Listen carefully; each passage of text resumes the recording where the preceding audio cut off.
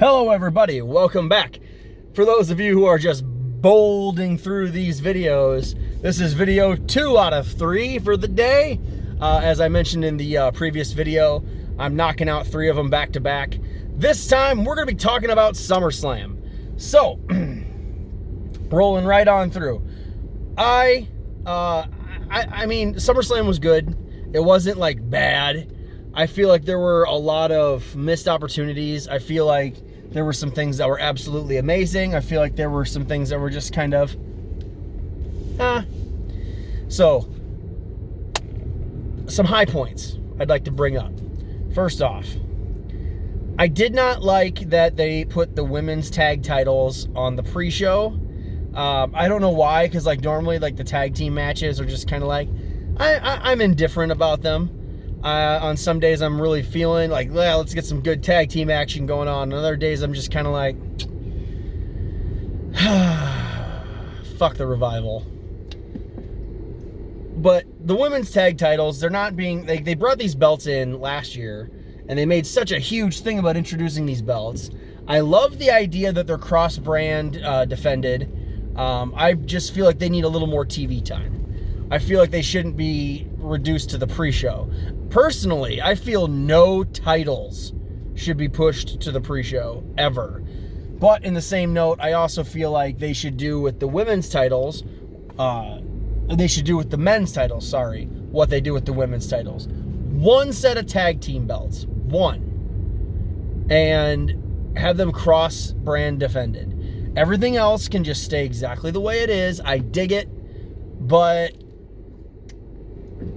this is silly. We have a Raw tag team champion, a SmackDown tag team champions, and then like the Raw tag team champions will have to defend their belt on the pre-show, but the SmackDown ones will get one on the actual show. That's silly to me. That makes no sense. So, and plus this would actually like make it a little easier for, I feel, for the tag team division to kind of, you know, stay relevant, but yet not have to expand as much as it has. And I have nothing against the tag team division whatsoever. I just feel like it's underutilized. There's not enough teams in it. And the teams they do put in it, half the time, like, take a look at the Viking Raiders. You know, they're taking out jobbers left and right. And it just makes no sense. Like, these guys are a prominent force. They should be in some sort of running. They should be at least in a feud with somebody. Come on. You know, these are great performers. And it's a silly thing they're doing with them, having them wrestle local guys that WWE jobs in for the night. It's stupid. It's really just stupid. So, anyway, I'm getting off the tag title thing. Another thing that I think should not have been put on the pre-show was they had Edge come out and, you know, make an appearance. It's Toronto. Of course he's coming out. Because apparently when we're in Canada, all the Canadians are in their hometown, even if they're not in their hometown.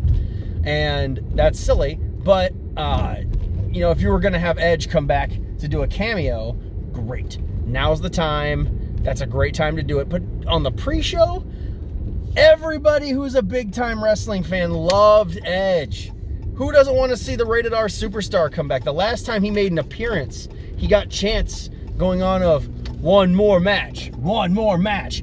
And I understand, you know, neck injuries, but he came out and he delivered a spear. And, you know, on the pre-show though, come on. That's something you could have targeted at anybody else, and you could have done it on the main show. Now, I heard a rumor. I don't know if it's true. I haven't had the time to dig into to finding out if this is valid or not. But I heard that Edge is medically cleared and wants to come back.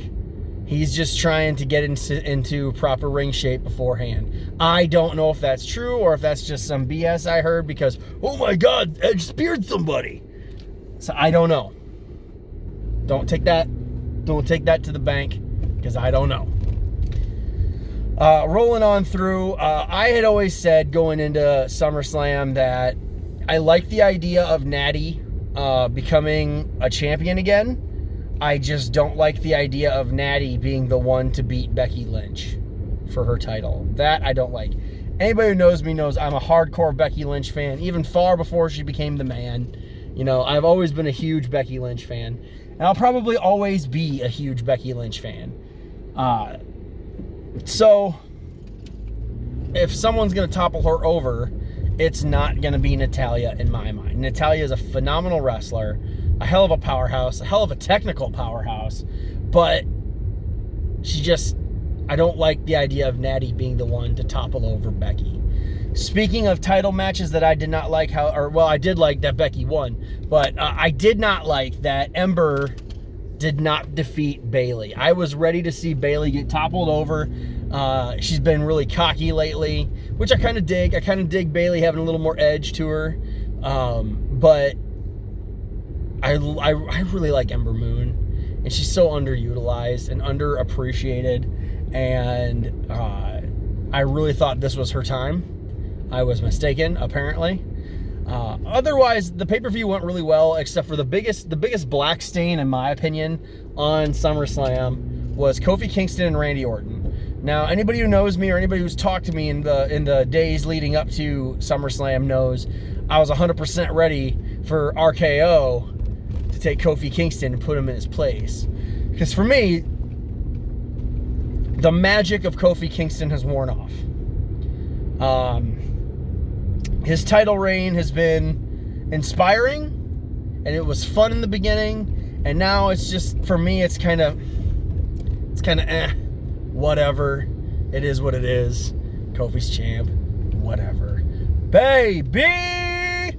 But I was really ready for Randy to take it off him. I think that they need to put the title back on Randy. Give him at least one more real solid title run. I know that there's been rumors of him leaving WWE. I don't know if any of that's actually true. I did a lot of deep diving, and I know that it's just that. I can't find anything confirming that Randy Orton said he's not re-upping his contract. But I would assume that if the word's been put out there, that they wouldn't want to get rid of the Viper. He's still in great shape.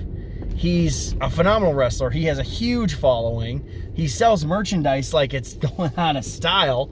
And I just don't see the company wanting to let him go.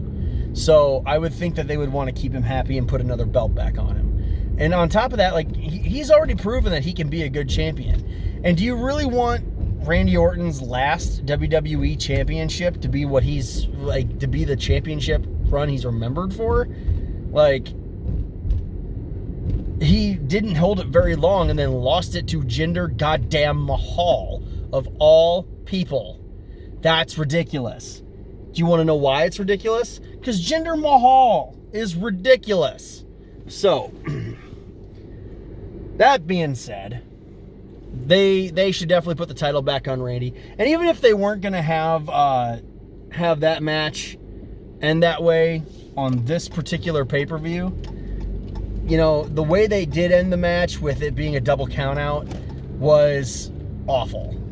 And on top of that, if you watch the show, you know the crowd thought it was awful too. Like, I'm not alone in this. They were getting booed out there.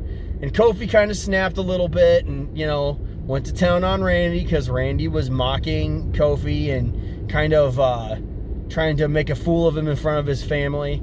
And I get that, and that's cool. Little shades of AJ Styles, Samoa Joe from earlier on last year. You know, and that's fine. That's fine. I dig it. But a double count out for a major title on a major pay-per-view. Are you serious?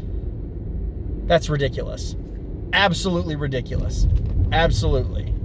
So, that being said, that's my only real problem. I'm glad Seth beat Brock. I kind of hope Seth's title reign is coming to a close. His previous recent Universal title reign was quite lackluster, if you ask me. It was a lot of just, hey, I'm going to defend my title against Baron Corbin over and over and over and over and over and over and over and over and over and over and over and over again. And that's stupid. Stupid. So I'm fine with that coming to a close. Like, I'm glad the whole fear of Brock Lesnar is kind of out of the bag, out of the system. So there's that. What did you guys think of SummerSlam? That's really all I got to say about it. What did you guys think of SummerSlam? Because I thought it could have been better, but it wasn't bad. Hold on. Just realized there was something I forgot to mention. Bray Wyatt. Bray freaking Wyatt. How awesome is the Fiend, you know? I haven't heard anybody who doesn't like it. I have not heard a single person be like, yeah, no, that's stupid. The worst thing I've heard is, oh man, that's creepy. I dig it though. He's doing a great job with what he's got. I love Finn Balor. Everyone who knows me knows I love Finn Balor, and I will always love Finn Balor. He's my favorite. But I knew he was going to lose. He asked for time off after SummerSlam, and it's Bray Wyatt's debut match back.